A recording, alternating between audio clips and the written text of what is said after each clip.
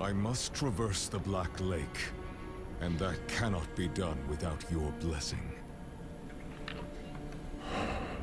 If I've learned anything during my time here, it is that what we're looking for and what we need are rarely the same thing. I once thought I could find an end to this war, but there has been no resolution, only more pain. Everything I've done has pulled me further from home, from the place I need to be. This world we made was born from the impossible, and yet, like its creators, it rots from the inside. I don't... Lilith has entered the ancient city. With your blessing, I can pursue her. Your kind are weak, and this world has been wasted on the crusades of the unworthy. I can stop her.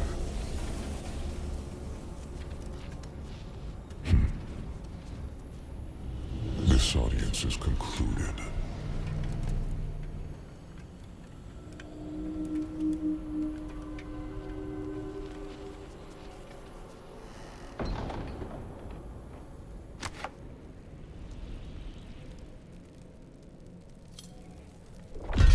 Back to Corvalar.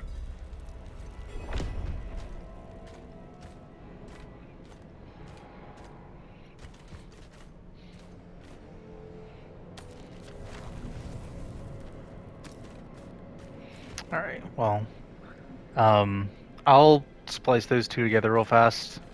Should be maybe a little over an hour.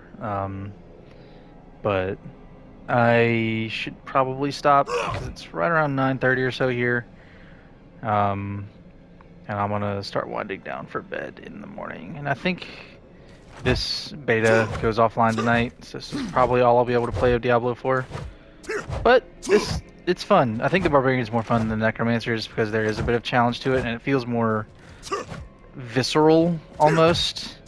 As you can kind of tell, like when I'm playing with the Barbarian, I'm like swinging, I'm kind of moving around to stuff. Even when I was playing with the other one, the build I was using for a lot of it,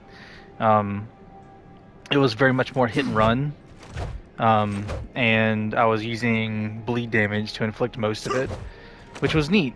And stuff was dying primarily from damage over time, whereas from this, as soon as I hit the button, stuff dies, and then I can use upheaval, which will basically destroy everything in the direction I pointed at. Then I can charge through stuff, and then use Iron Skin as protection. And you can see that barrier over my health bar to the left that lasts for a second. And then when that comes back up, in a few seconds, I can use it again, and it's a heal. And so it's not tons of health from that, but let's see.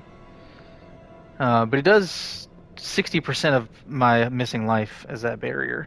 So if my life were really low and I hit Iron Skin, it's a lot of barrier there. The more I upgrade that, the more it'll get. But just in the little play I played around with it, it's kind of neat. And I actually think I kind of like the way they're doing this. So now that I think about it, and I didn't have to put one into each of these, I could have basically gone like put one in here just to generate resources, right? And then I could have had Whirlwind and Rend and Upheaval all at the same time and not used any of the defensive options. Or I could use two defensive options. I could have both. I could just opt out of Charge or Leap or anything like that at all. And then coming down here, I could have, I could just ignore some of these and these. And depending on what I want to do, there seems like a lot of flexibility with this. And Paragon, which I can't look at, is I'm assuming that's after he hit level 50. I'm not sure exactly what that's going to do. In the past Diablo games, it's basically been additional stats and stuff that you can use once you've hit max level. 50 I doubt is max level in this game. because I think you can get to 25 in the beta. So that's halfway to max level just before the game comes out, which is kind of, that'd be a lot, right? So I'm assuming you can get way past that. I'm assuming it goes to 99. But also one of the things that I didn't actually really talk about or show you is uh, this, which is the weapon expertise, and this is different for each class. So for the necromancer, it's your skeletons and your golems. So every couple of levels, you get either a new variant of skeleton, or you get a whole new skeleton itself. So your skeleton melee guys, you can make them offensive, defensive, or I think it was Reaper, which is something I didn't unlock. And you get skeleton mages at like level 15. And then I think at 25 you get golems. And I'm assuming you can have variations on each of those. But for the barbarian, whenever you use different weapon types, you'll get expertise. So, for example, if I were to keep using one-handed swords, this expertise level would keep going up. And so, if it gets to 10, theoretically, there would be a 2% chance to gain fury when hitting a crowd-controlled enemy. So, like, for example, if they were taunted using that shout, there could be a 10% chance to just gain additional fury. Or actually, if it's doubled when using two swords, it would be, what, a 20% chance to gain fury when hitting a crowd-controlled enemy. And at rank 10, it looks like killing a crowd-controlled enemy grants a 15% increased attack speed for 3 seconds. And so each one is different. So you could, theoretically, right, depending on which skills you're using, you could go through and basically max all of these out in order to basically get as much bonus as you can while using all these different weapons. And so no matter what weapon you're using, you have a bonus to what you're using. So it's kind of neat. And I haven't even used a druid or a sorcerer or a rogue, so I don't know what those other expertises are. So I'm assuming they're just as good, right? And who knows if 10 is the max level for these? Maybe they are, maybe they aren't. But I would imagine you would hit 10 fairly quickly, seeing as this character is only, what, level 14? And I'm already at 2 out of 10 for 2 of these, 1 out of 10 for 2 of these, and I haven't really played for that long, so I'd imagine you would hit 10 fairly quickly unless they drastically scale back experience for this. Or it goes up to 20, 30, whatever it is. So yeah, I'm curious about it. I want to see what happens when it launches. So it could be really good. I just really hope they don't drown it in extra monetization stuff and try to ask for money for cool armor or cosmetics or skins, or they throw up a cash store where you can all of a sudden pay $10 for a really cool armor set or something like that. That just seems like it would hurt a lot of what Diablo has always been going for. But if it just stays true to what this is, it's going to sell 1 billion copies because it's fun to play. Because it's Diablo, right? And I think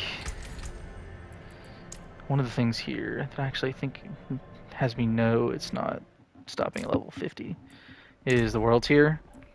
Yeah, so recommended tier 50 to 70. Or recommended level 50 to 70 for Nightmare.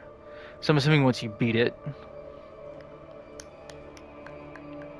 completing the campaign in the Cathedral of Light Capstone Dungeon in World Tier 2 Veteran. And it's recommended for levels 50 through 70 and then 70 plus. So it probably goes up to 99.